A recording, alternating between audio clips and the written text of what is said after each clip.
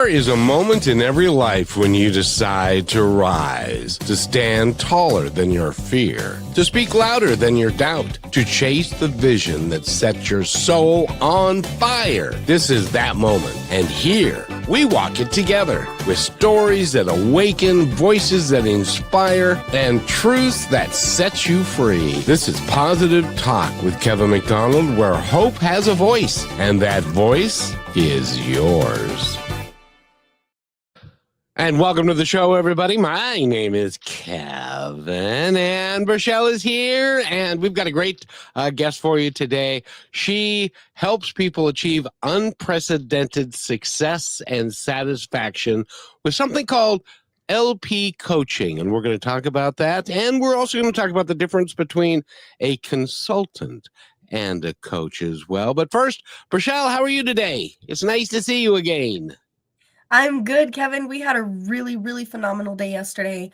It gives me so much boost for today. We'll have 3 shows, so stay with us if you're listening in early. But I would love to welcome you. Lisa Pachence is here with us.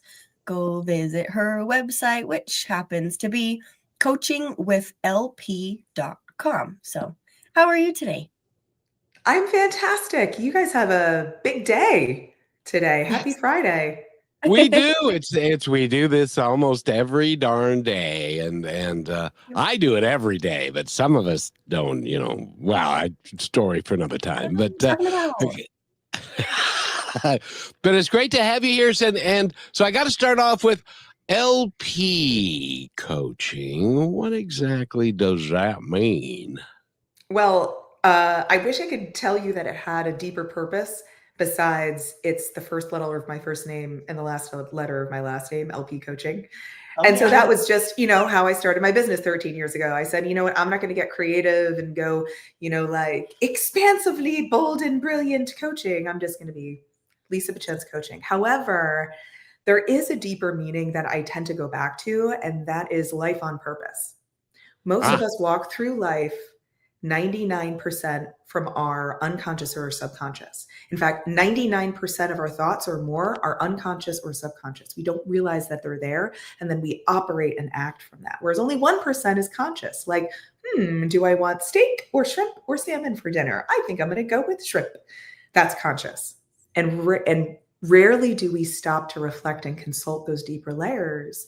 And that's where I found coaching to be so invaluable. It is a time where you get to reflect on the things that drive you that you don't realize are driving you, and then say, do I want that or not want that? Do I want to change that? Yes or no? So life on purpose. Let's play. Perfect. And, I got to tell you, I started this way back in 2003, and coaching back then was a brand new thing that a lot of people would go to a weekend seminar, and suddenly they're a coach and they know what they're doing. And that, unfortunately, back then was just not really the case. So now, it's evolved to a great degree over the last 20 years. And you've been doing this for 13 years. So it's been evolved in your world quite a little bit over time, hasn't it? Very much so. It was a skyrocketing industry when I entered it in 2013, 2012 or 2013. And it was going like this. And it's been the second fastest growing industry, only second to IT since then. However, between 2020 and 2023, the global coaching industry grew by 54%. Wow. And it's only grown more afterwards. Of course, tech is also on a rocket ship as well, but coaching is really fast behind it. And so unfortunately, not a lot has changed in terms of being able to go to let's say a lower quality coach education program. We'll just call it that to be diplomatic, and call yourself a coach. That still very much exists because there's so much money to be made in the coaching industry. However, on the flip side, it's very sad that the average coach only makes about $34,000 a year, while coaching is a $40 billion industry. So there's a lot of money to be made if you are properly educated, if you have the right resources, if you know the right quality of people, the generous, kind, good-hearted people, and you really work on yourself and your skill. But as we know, there are where there is possibilities of money and growth, there's also money grabbers too. So one of my biggest missions is to support coaches to get educated, to have the right resources, and to build the business that has both their income and impact be realized. Well, it's interesting because I know a guy. He's a financial analyst, financial planner. He's got 3 coaches. He's got his personal coach. He's got his coach for his employees. He's got several employees, and then he has one for his relationships, and stuff. So they're all, because coaching can be really well defined, and some folks have got different skill sets for different types of coaching, and so he's got 3. And I asked him, I said, well, you make 7 figures. Why do you have 3 coaches? And he said, well, I don't know everything. And it's much better for me to talk to somebody who doesn't have a stake in the game from the standpoint of they're not my employee, they're not my wife, but they are somebody that can give them their honest opinion. And that's what I think coaching is really has moved forward in that. Don't you think? Oh, very much so. I'm so happy to hear that this person who is successful also understands the limits of their knowledge and success. The more money, more problems thing is real. In fact, there was a study done that the more money you have, the less empathy you have. Yeah. Oh, that's not very good. No, and I mean, there's legitimate reasons for it. The more money you have, the more insulated, the more focused you are on, the places to grow that. Usually, you have to be careful who you interact with. Sometimes you become less grounded. There's who are involved in philanthropy and volunteer work, but even that sometimes isn't enough.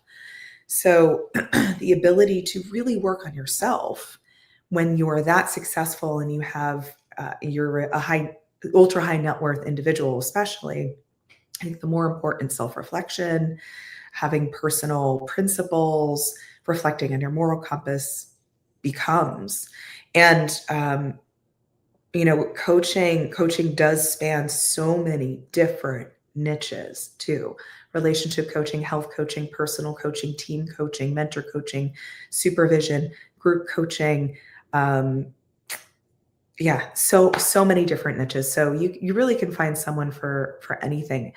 And also keep in mind that someone who calls himself a coach might not be a coach. So a relationship coach, someone who calls himself a relationship coach might be more of like a counselor, even though their training is in coaching, which is fine. But I think for those who are seeking the right methodologies, there's some things to keep in mind. First of all, make sure that you get you get some research, or you get a degree of information around their training, their methodologies, where they've been trained. The second most important thing that I think people skip over is having a chemical fit with that person. If you get on the phone with them for an hour and you say, well, they're saying all the right things and they have the frameworks and the tools that I need, but something doesn't feel right. Maybe I just go for it. They graduated from Harvard. What do I know? Don't check out. Yep. Make sure you're checking in with that intuition. If it doesn't feel right, don't do it. There's many other coaches out there. And then the third thing that I think is also equally important is that person working with their own coach. Who is their coach? Yep. What does that look like for them? So asking them, not only about pedigree, not only going with that chemical fit, but also like, what work are you doing, coach, on yourself out of curiosity? A great coach will always have their own coach and will always know what your client just said, that you don't know everything. If you're not buying into the product that you're selling, then that's weird.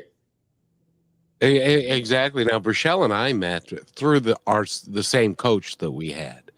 Mm-hmm. And that is ultimately how we got together, isn't it, Rochelle? Yeah. I mean, and it's okay to also allow people to come into your life and teach you lessons. And then I think one thing, Lisa, that a lot of people maybe get stuck in is, oh, well, I'll try a coach, I'll find someone who works with me, and then somehow at some time, for any given reason, you outgrow that person because they've taught you more than maybe they are capable of understanding. But that's the whole point of moving forward in the growth. Because I hear a lot of people mix coaching and therapy together, and I'm like, no, no, no, no. Mhm. It's a completely different situation, right? Of like free flowing, allowing life. Yes and no. I mean, it is therapy and coaching are completely different modalities, and there's a lot of overlap, especially Yes. nowadays. Yep. There's many modalities of therapy that are very like internal family systems, IFS, which has now become a popular coaching, coach training and education. So there's now, I'm actually getting trained in it next year, which I'm so excited about. Finally have the time for it. But IFS, internal family systems, now is both a therapeutic branch and a coaching branch. And that happens in a lot of areas. Coaching was founded on therapy, on psychotherapy, on cognitive behavioral therapy, on dialectal behavioral therapy. It's all based on psychology. In fact, some might argue that the coaching that I was trained in, ontology, was the predecessor of therapy. It's the Socratic method of self-reflection, getting to the subconscious and the unconscious parts of your brain to reprogram it in such a way that allows you to optimize your own behavior to your authentic self, to what's true for you. And that there's never a there. It's not a journey to understanding yourself. It's a journey of understanding yourself. Yep. I got a question for you because I can tend to think that because like as a consultant or a therapist and those folks, they rely upon their book learning, they rely upon their experience, but I don't know that they rely upon their intuition to reach somebody where they're at and to ask the appropriate questions based upon their intuitive sense. Do you use your intuition in your work? And for those who are not watching, I'm nodding my head with a funny face. Yes, I use my intuition constantly. In fact, I've learned over time that I'm much more intuitive than I think I am, much more intuitive, feeling somatic than I thought I was. I always thought I was like intellectual, but that's because I really forced myself to. But yes, personally, I think that I'm intuitive, and the work of coaching does tend to be intuitive in a way because you're sensing, at least at the MCC level, the Master Certified Coaching level, you are sensing at so many different levels. You're processing what the client is saying and how they're acting. So that's a very heady conversation. You're processing the emotions behind their words. Are they saying it with anger, with sadness, with frustration, with? And you're also feeling into the energy that they're bringing. And sorry, there's a fourth one. You're also sensing their body language. So a lot of that is intuitive, is noticing where there's blips in the radar and going, oh, something doesn't feel right over here. I wonder why that is. Maybe I should check in. Hey, client, you're saying, some of these like very heavy things, but, with a laugh and with a lightness. What's the discrepancy there? The interesting thing about that is that when you in the coaches that I've had, I will say something and they will listen intently, and then they'll repeat back to me what I just said and ask me to explain further what I just said, because they're interested in getting into me and why I'm feeling the way that I am about a particular topic or subject that needs to be a deeper explanation. And that's a highly intuitive sense that the coach has to delve into those moments in time where you might not even realize what you just said or how you said it. And so when it gets repeated back to you and said, could you explain that further? And then you have to delve into yourself a little bit more. And then that's I think where coaching is so effective, because you learn more about yourself by talking to somebody who then repeats back to you, and then you delve deeper into what it is that you said, why you said it, and the things that may have contributed to that. Does that make any sense at all to you? Absolutely. So do you know that the name of that technique? No, I have no idea. It's called mirroring. Yeah. Yeah, mirroring. It is a very powerful. Oh, Rochelle, you laughed. Why did you laugh? No, just the reason that was so prominent is not because of how much I've learned about this mirroring process, but it helps literally, like, you reflect someone to themselves, but in a gentle, loving, compassionate, non-judgmental, safe space. Mhm. And then it gives them the opportunity and the willingness to actually see themselves. I've been obsessed with the idea of this mirroring, and I want to hear what you have to say about it. So, Kevin, will you please take us to break so that we don't forget that? And then I'd love to hear Lisa just throw this overboard. You got it. Yes, indeed. And we're going to play it's just a 33-second thing. We do, Lisa, we do something called Points to Ponder. And they're just little snippets of an idea that may help somebody get. And this, I think, is a really good seed to plant. So we'll do that one real quick. Here's another point to ponder by Positive Talk Radio. A tiny seed was buried in the dirt, covered in darkness, forgotten by the world. But within that darkness, it grew roots, then sprouted into something beautiful. The seasons of struggle you face are not endings, they're beginnings. Trust that growth is happening, even when you cannot see it. You're listening to Positive Talk Radio, where stories of hope live. And welcome back to Positive Talk. And my name is Kevin McDonald. Michelle is right there. And Lisa, Michelle, her last name is? Pachence is with us. And as I said before, we're going to deep dive into this conversation more. We have a lot to talk about because she's got experience that I would love to hear about. But go visit her website, which is coachingwithlp.com. And I would love to just continue in on what exactly that means when we have mirroring is more of an awareness than just awareness, or how does it work? How does mirroring work? Yeah, it's a great question.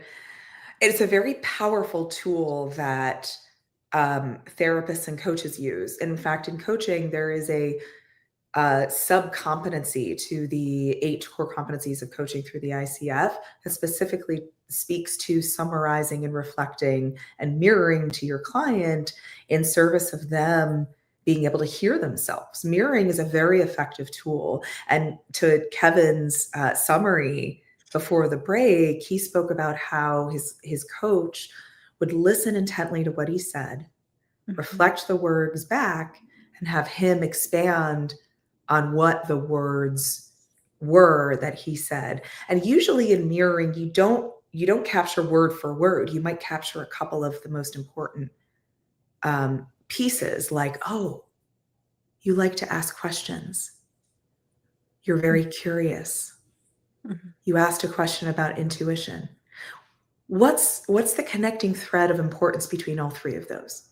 So that's mirroring with a question at the end. And you can sometimes just, put up that mirror and just reflect what the client said, like, oh, intuition is important.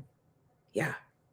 And then just give some spaciousness and see what happens. But the power of hearing yourself speak through someone else's reflection is it does a lot of things. First of all, it builds trust and psychological safety between the client and the coach, because you know that the coach is listening to you because they're reflecting what they heard from you, active listening, right?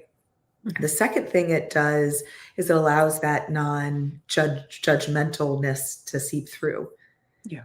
It, because you are just reflecting their words and their exact words, that is the key. Reflect their exact words, not your interpretation of their words. Mm-hmm.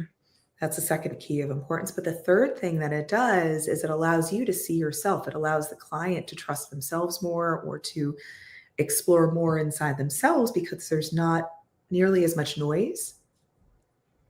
It's almost like it's similar to journaling or meditation, that there's just you with you. And that sort of pure self-reflection is so rare. There's only a couple of containers that provide that, like therapy, like coaching, like journaling, like meditation, like some forms of yoga. Well, and and I know you know this, but we say a lot of stuff. But sometimes we don't even reflect or think deeply about what it is that we're actually saying. Mm-hmm. So, and it may be something that we heard someplace and it's just kind of been rattling around, but that's why, and because you asked about intuition, and that's why having an intuitive presence in your coach is so important, because they can see through the lines a little bit. They can look deeper into where you are, so that you can then be self-reflective more, to learn more about who you are. Because I don't know if you know this, but most of us wander around and have no idea who we are. That is such a great point. Yeah. I want to double down on that, Kevin, because you're right. We walk around in the world and we think things and we say things and we do things, and not that 99% that I talked about at the top of the call. It's that 99% of thoughts also occurs to our speaking and occurs to our actions. 99% of it we don't realize we're doing or saying. So having someone reflect it in a non-judgmental way, without shame or blame or embarrassment, is really important. Also, we don't realize how much we repeat ourselves on certain things. And we do that to such an extent that it then becomes in our blind spot. For instance, someone using the word, I don't know, accountability. I wish others would just take accountability. They should take accountability. Accountability is important. Reflecting that, you said accountability 3 times there. What's behind that? So it's something like, oh. And they need to discuss this. Yeah, because then what can happen is, well, in my career, I've worked with people that are just not accountable for what they do. And that becomes a very important thing for me as an employer, as an entrepreneur, that I want people around me that are accountable to themselves and that kind of. So you learn so much by that reflecting back to you, which can be very, very helpful. Yeah, agreed. Yeah, you learn so much. It allows you to take what's subconscious to the conscious, and it allows you to do something about it. It offers so many things to mirror what you don't realize you're saying, thinking, or doing, and then to explore it. And I realize I've been talking about those 3 levels: the conscious, the subconscious, and the unconscious. Should I expand on that a little bit? Please do. Okay. So the conscious is, I'll give a similar example that I gave before. A conscious thought is like, what do I want for dinner? Do I want to go to Mexican or go to an Italian restaurant? That's a conscious thought. You're thinking about it. Subconscious thinking are recent thoughts and memories. So this is something like, I can remember some of what I said yesterday in my client sessions, or I can remember and pull out something that I learned recently in a coach training program or in one of my classes that I'm taking, and bring it to a coaching session. But it's in my subconscious. It's not sitting in my full awareness.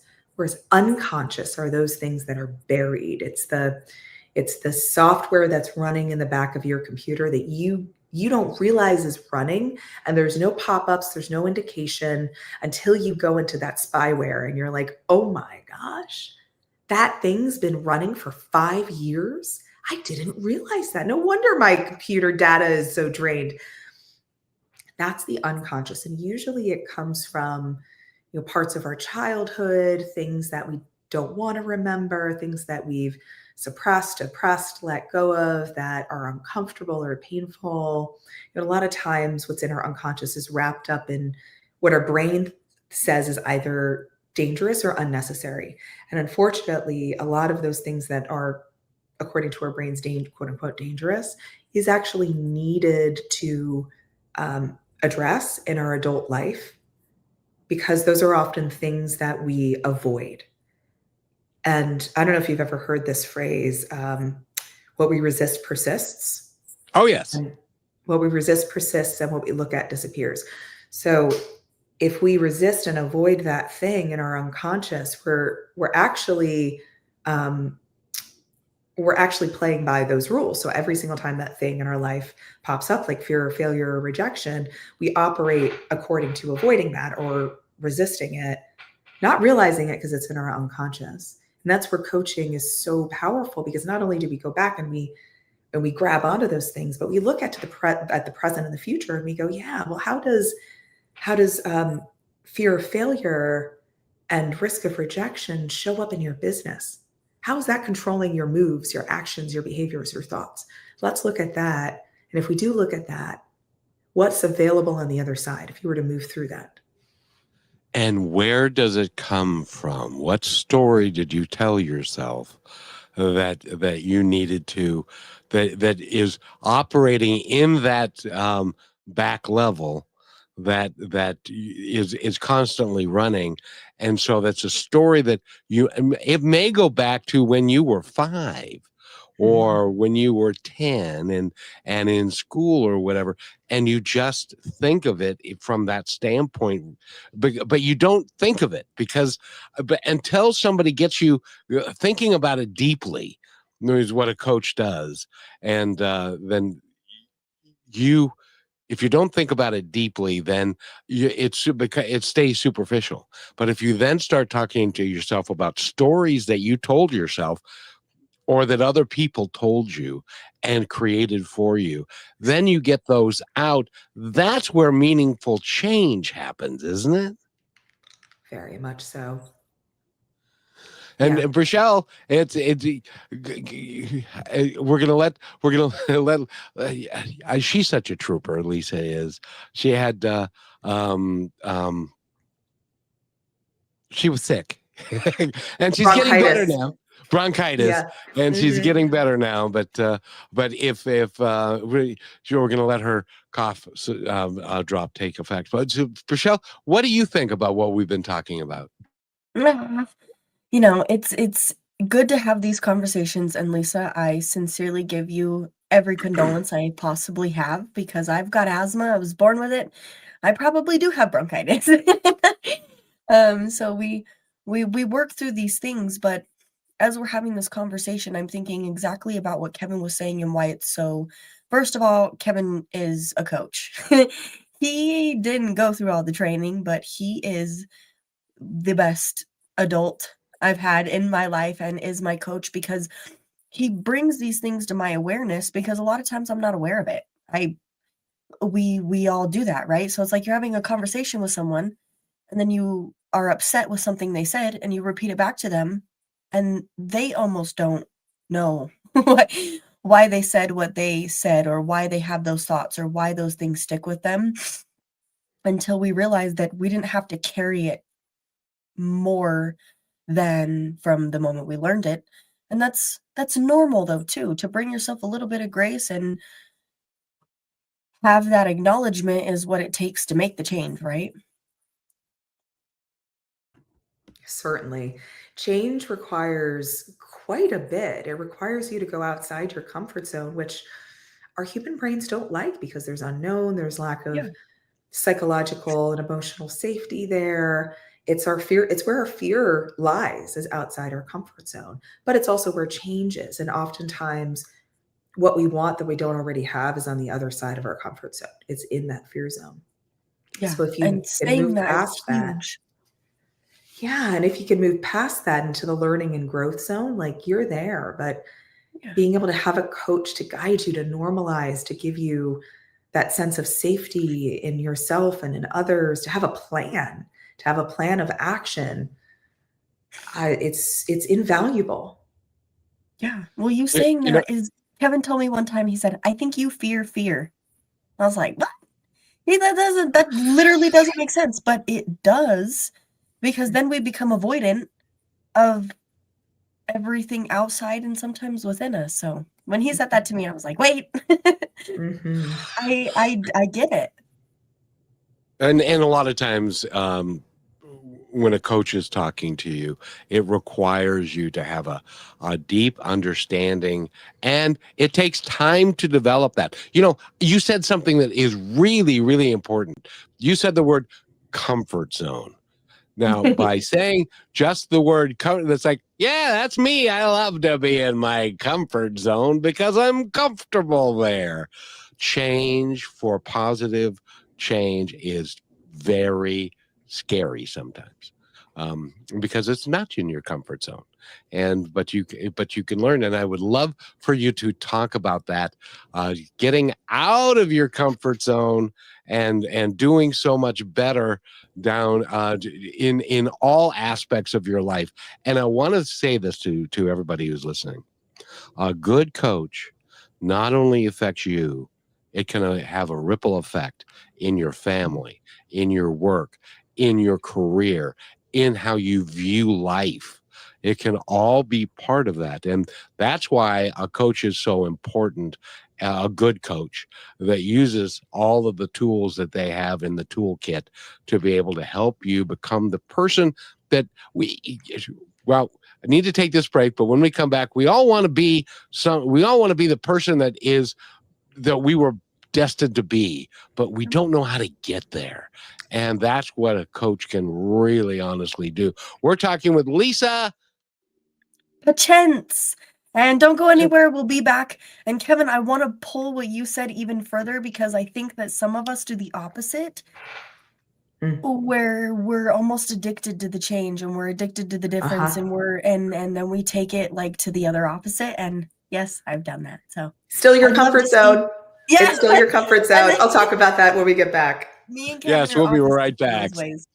Yep. Yes, indeed. And we're talking with Lisa and Brachelle and myself, and we'll be right back. Everybody stay with us. This is a really good conversation, and it's really deep about the psyche and the subconscious and all the things that we don't even think about, most of us. We'll be right back. You're listening to Brushwood Media Network, the best in syndicated talk, news, and entertainment shows.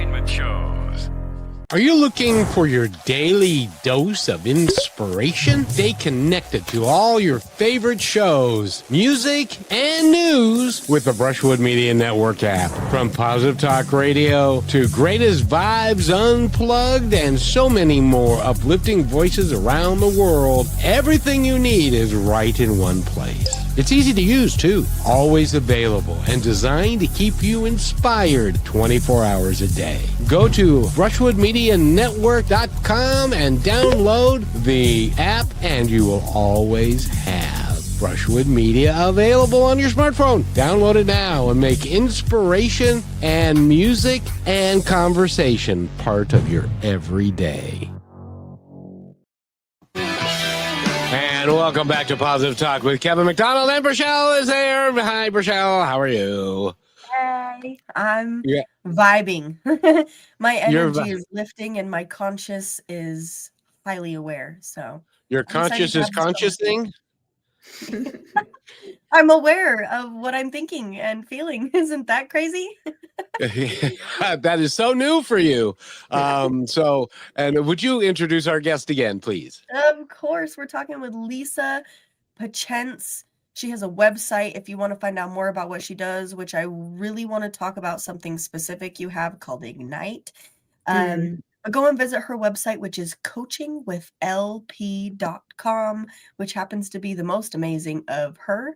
And as we were taking that break too, Lisa, we talked about how some of us are more in our comfort zone and don't want to leave that, but then there's others of us who become aware of it, and then sometimes we like take it and we run with it all the time. We're like, well, if we're comfortable, then we're not making those changes, and that can be detrimental.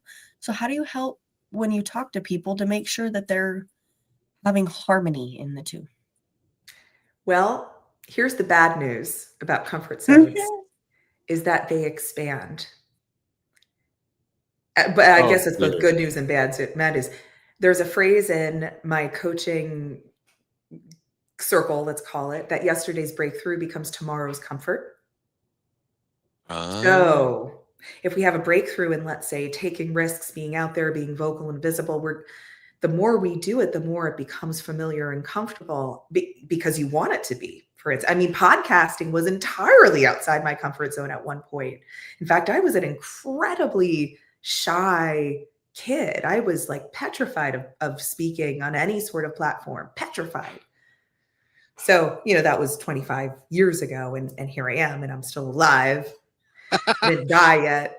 You're young. You stop it. Yeah. But what happens is our comfort zones are like a rubber band. They expand and they contract. They expand and they contract based on our personalities, our stage in life, based on our environment, the people that we surround ourselves with. And so, if you take a step in a new, let's say, work environment, and it's new and it's uncomfortable and it's risky, still after a while it becomes comfortable, it becomes familiar, and then that is your comfort zone. Now, to what Rochelle was saying, which is so fascinating to me, sometimes people swing to the other end of the spectrum and they say, you know what, everything outside my comfort zone are things that I should do. It becomes a rule to them, and then what happens is their comfort zone now is everything needs to change all the time, or else I am not safe. Comfort is based on safety. So if you believe that constant change makes you safer, then that becomes your comfort zone. Yes, wild, right? So ask someone who, needs to change all the time and needs to go out on wild adventures and experience life and hashtag no regrets and all of that. Ask them how they would feel if they spent 3 days at home doing nothing, seeing nothing, and just being with themselves. Oh, it would drive them nuts. Yeah, right. Their heads would explode, or a week or whatever, or, silent meditation by yourself in the middle of the woods. That would trigger all sorts of stuff in them. So yesterday's breakthrough becomes tomorrow's comfort zone. And, we're not aware of these things. We're not aware of our blind spots. They're blind spots and shadows for a reason. They're, behind us. We don't see them. And so to have a loving mirror be able to reflect that is just life-changing. So I love the relationship that you and Rochelle have formed. It's so heartwarming to have people that walk around who take a natural coach approach and care to their relationships. Well, and she's been with me a couple of years now. And when we first got together, she was going through some trials and tribulations and some problems, and I'll have her address this with me, and she's coming back right now. Apparently she's got connectivity issues, Rochelle. I can't hear you, darling. Nah. No, right now my conscious is building its patience level, apparently. So often, if it happens again, I'm just going to call in because I really don't want to miss this, and I'm so sorry, but I'll let you guys continue talking about what you're talking about because I wasn't able to follow along. Well, she was saying that the relationship that you and I have is very cool and stuff, and I was just telling her that a couple of years ago when we first started working together, you were a bit scattered and you were thinking you had this innate desire in you to know everything and to know everybody and to know everything about everybody and stuff. And so you were creating all of these scenarios and all of these things that were not even necessarily true, but because they were coming from you, you believe them all to be true, and rather than just Lisa, tell me if you think this is accurate. The gospel according to Paul McCartney, let it be. So, well, and it was a form of security, and I didn't realize I was doing it. I had no idea. It was just my, if I don't fully understand something, then I can't trust it. But really, when you trust something, then you start to fully understand it. Or how does it exactly work? Because I think I'm still trying to figure that out. The bridge between understanding and trust, and what comes first. Yeah, just in a sense of, we all develop at one point in our lives when we hit a certain age, where we develop something of our character that we say or we do, or the way that we are. Of course, this, that it's a protection mechanism. But when you get older and you realize, like, I'm actually using that protection to cause more issues in my life, and then being able to work through that can be quite the tussle. Mm-hmm. Can I ask you a coach-like question, Rochelle? Is Sure. that okay? Yeah. So if it didn't matter which came first, trust or understanding, what would you do then?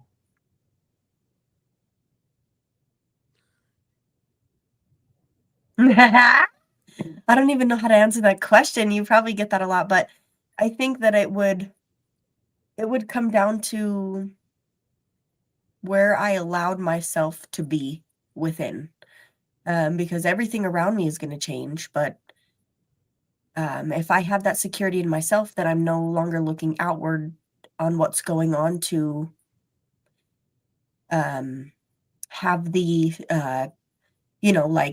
we need something that tells us, oh yeah, you're right. Everything that you were thinking, everything you were doing, oh yeah, you're right. So we have these little triggers that come in, and they're like, see, that's why you thought that. This is why this happened. But when you stop that and it comes from within, there's not a search for either or, honestly. Oh, so you said it comes from within several times there. So how can you knit in trust and understanding from coming from within? So it starts with the trust of an understanding of yourself. And so that is why it affects you outwards. There you go. Oh, damn, she's good. Well, the thing is, like, if I were to answer your question directly, my answer would be, well, it depends. Right. Because I don't actually know. It depends on how you define understanding. It depends on how you're defining trust. It depends on where you want to go with understanding and trust. And it also depends on what the block is that prevents you from that. That's why I asked those follow-up questions, because that's the work of coaching. Yeah. It doesn't matter what I think. It doesn't matter that my answer is, well, it depends. It actually matters what you're doing with it, you, Rochelle. So thank you for playing. Yes, of course, and I have to tell you. Do me.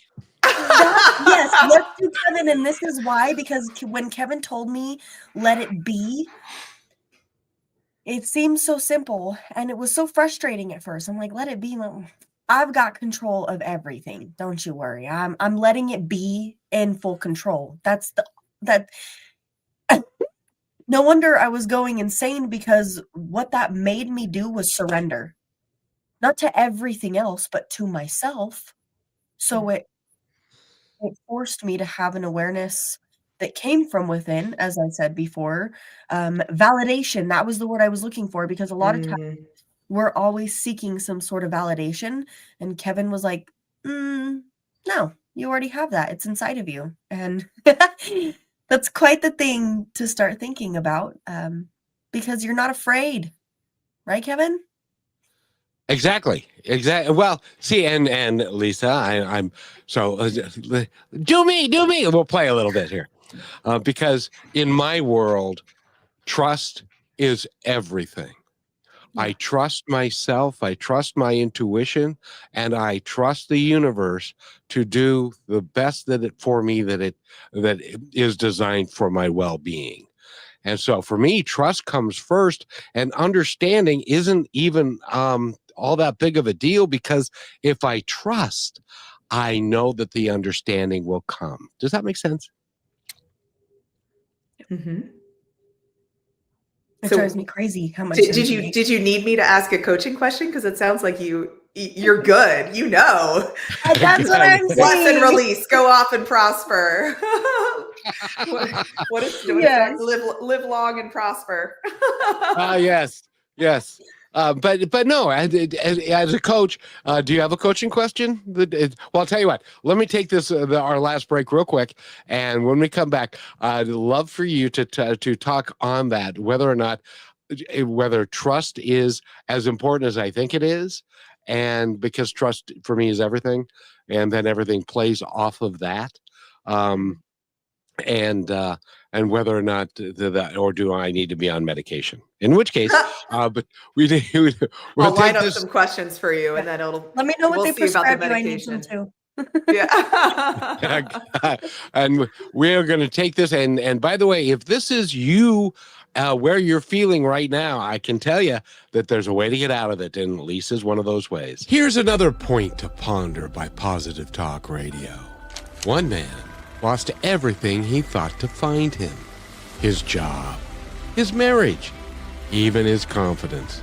At rock bottom, he realized the one thing no one could ever take was his will to rise again.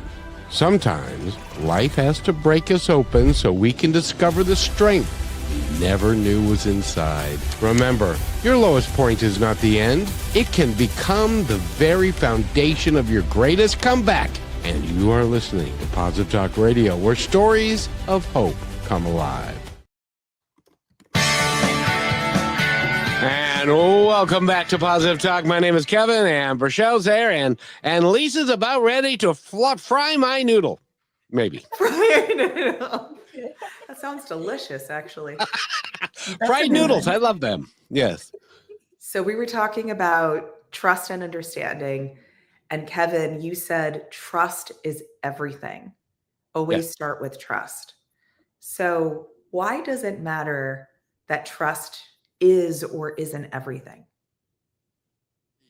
For me, trust is everything, because understanding doesn't count if there isn't a trust of the understanding. So for me, understanding trust is the first part, and then the understanding will come based upon your trust of what you believe to be, and what you actually strike that, what you know to be true. But that's what trust gives me, is the understanding that I know what I know what is true.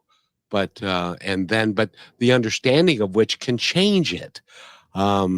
If I trust the understanding that I gain, like I'm learning a lot from you today.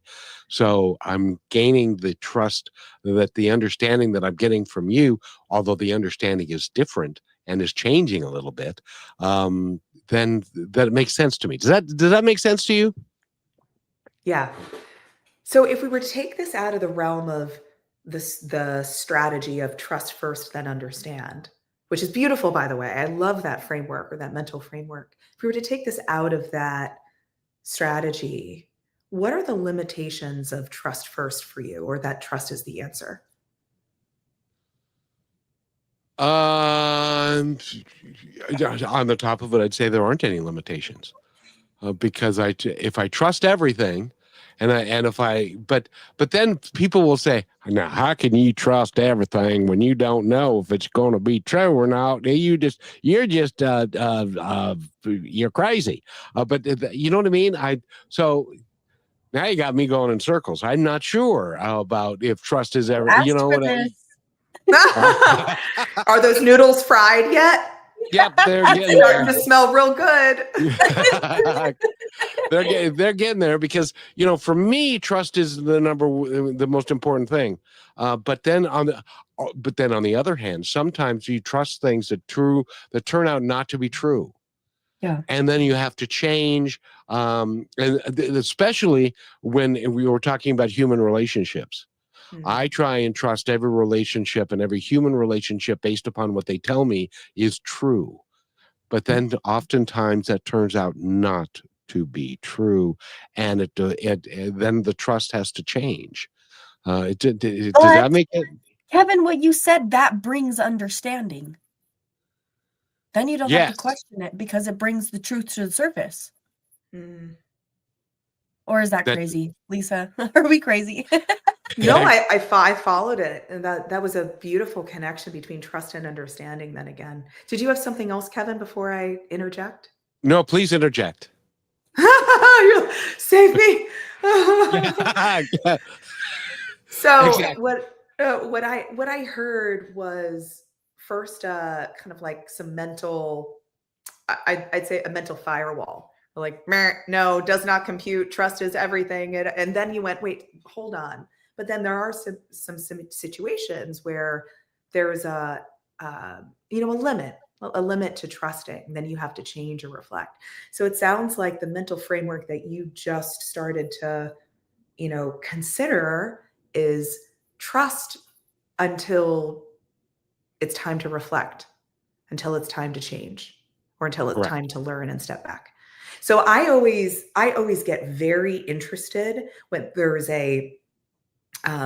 I call it an isness about someone speaking, like trust is the answer. Trust is everything. Understanding is everything, because that usually leads to where the mental blocks are in your subconscious and unconscious, that then lead to being the barrier of the thing that my clients want on the other side.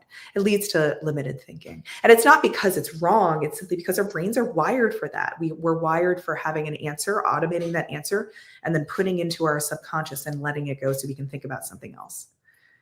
So hence my line of thinking. But intuitively, like speaking back to intuition, like I was just following the energy of what you were speaking to, Kevin, and crafting questions in the moment.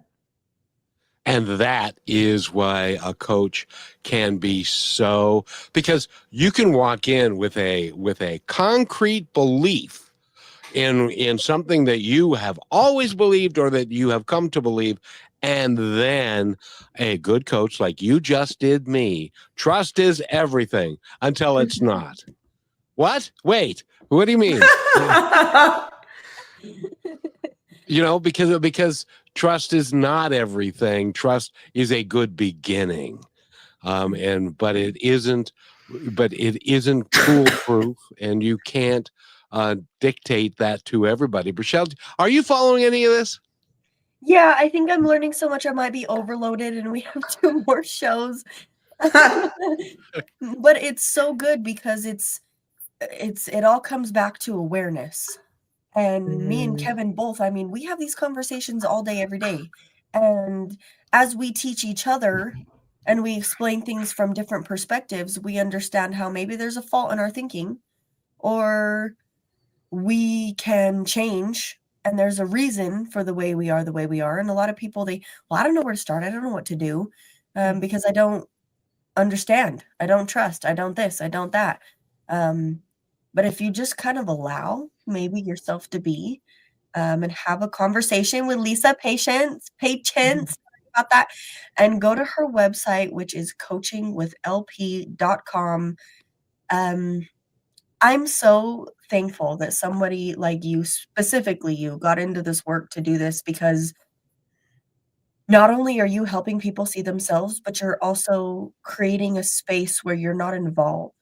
And I think that's huge, because a lot of times people have experiences where they go to the wrong coach, or they go to a therapist or somebody that doesn't have the same vibration, and it turns them away and freaks them out because they're not separating enough from it. So maybe before we end the show, just tell us a little bit about how you keep yourself in your space to be able to understand and see somebody for who they are, not who they think they are.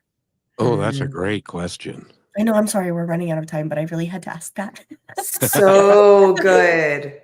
Well, you said something at the very beginning of when you started talking just now that I want to double down on, which is awareness. Coaching is so based on awareness, and it's what differentiates coaching from other modalities, from mentoring, consulting, and therapy, especially. It's the ability to evoke awareness in your client that's based on their thought process, what they want, where they want to go. And so if I ever had a methodology, it would be this: awareness leads to choice, leads to action, leads to change. And you want to follow that chart and kind of like go back to certain steps. Like, oh, how are we doing? Oh, you have the awareness. Let's go to choice. Let's go to action. Oh, we need to choose again, empower that choice. Okay, now go back to action. And there's change. Let's reflect on the change. So the way that I stay grounded, I have a coach. I'm always looking at what's next for me, whether it's, I've had the same coach on and off for about 6 years. She's unbelievable. She helped to found the coaching industry way back when. Her name is Jody Larson. Amazing. And, in between that, I always take classes that I want to think are cutting edge or at the top of its form or highest quality. I'm very engaged in the coaching community. So I really try to talk the talk and walk the walk constantly. And it all starts with my own ability to be humble, to work on myself. I believe that coaching mastery starts with self-mastery, and we need to do both in tandem. So the program that you talked about at the beginning, Ignite Mastery, is it was a labor of love. I think it's my legacy. I've been running it for almost 3 years now. We're going into our third cohort in 2026. So it's relatively new in my coaching business. And it's all about that cadence. That coaching mastery is about self-mastery. In order to be a great coach, you have to stop proving that you're a great coach. You have to let go. You have to not need to be validated. You have to not need to be even valued in your coaching work. Your value is not in being a great coach. Yeah. And if you let that go, masterful coaching ensues. Well, and that's why somebody should work with you, because so many times you've talked about relationship, and the beginning of that word is relate. You are not meeting with somebody, seeing them as higher or lower than you. You're meeting them where they're at, but you're in your space too, to help them understand that it's okay what you're feeling and what you're thinking, and how can we adjust that for you specifically without me stepping in the way, but being able to. That's where, as Kevin said, trust is built. A lot of times I think we see so many people that we talk to, and there's no relation to what we're speaking. So thank you for being who you are. I would love to have you back on the show, because there's so much we didn't talk about. Yeah. We got so much to talk about. And one of the things, and I'd love for you to talk on this. We've got about 2 minutes left. So be precise. Your listening skills are extraordinary. Were you born with them, or did you learn those over time? Because that's a big deal. Maybe I was born with them. I certainly had to hone them. I listened for certain things, and I listened from a certain place. And when I go through the module active listening in my coaching program, that's the main thing that we focus on. What are you listening for, and where are you listening from? Because we usually have filters around those. And if we can open up those filters to include more things, then you can include more mastery and more transformation and change. Thank you for that acknowledgement too. It was not always the case. I was constantly listening for, well, how can I be of value and of service so that I can be safe? Yeah. It was one of my filters. So I had to let go of it. Yes. And because your listening skills are so good, you can move people along their path faster, because you ask the right questions based upon your listening skills, because you hear what they're actually saying, not what they may be thinking that they're saying, if that makes sense. It does to me. Yes, and then it's also, and then when you include your intuition and your listening skills, it can become a very instructive thing. Lisa and Brachelle's absolutely right. Will you come back? I would love to be back. This was so fun. What a great way to end my Friday.